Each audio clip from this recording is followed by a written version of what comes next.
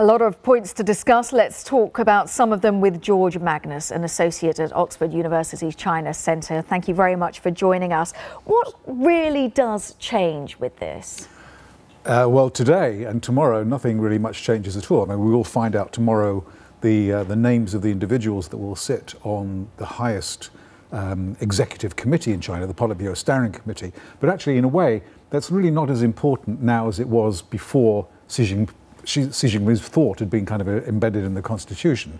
So what changes really over the next few years, what the intention of what will change is, one, I mean, the party will be all powerful, and Xi Jinping at the head of the party, of course, is as powerful as you said in your package. So you cannot really object to anything that Xi Jinping does or says unless you object to the party, and of course that's a no-no.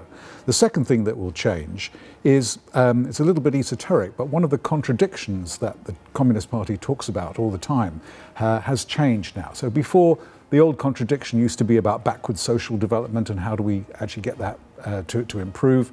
Now it's changed towards improving the quality of people's lives. So this could have really significant implications for policy in China. The third thing that might change is that the old mantra that Deng Xiaoping used to talk about hide your strength and bide your time, that's out of the window. There's no question now that China wants to leave its global footprint in the kind of the world system in a much more obvious way than has been the case to date. George, why now? Is it something about Xi Jinping himself? Has he got the strength to carry this through? Is it because China is now economically so strong? Or is it simply that the whole party wanted a real strong figurehead? I can't quite work out why this moment. Yeah, I think there are two sort of structural reasons why this is all happening now. The first is, remember 5 years ago at the 18th Congress, in the weeks beforehand, Xi Jinping disappeared for a couple of weeks, and to this day nobody knows why.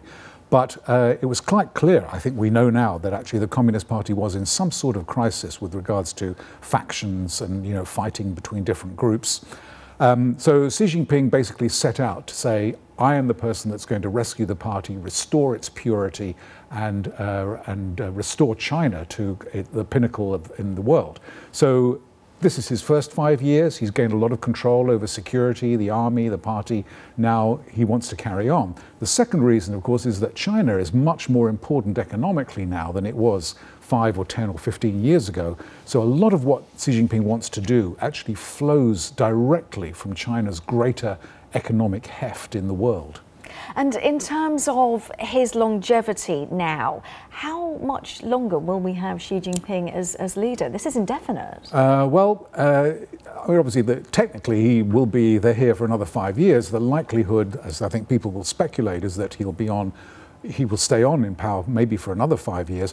With his thought enshrined in the Constitution, it doesn't really matter if he retires to become a dustman.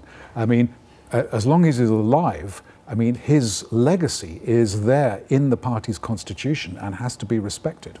Incredible. Thank you so much for that. George Magnus from Oxford University's China Centre. It's really, really good to hear your thoughts. Thank you so much.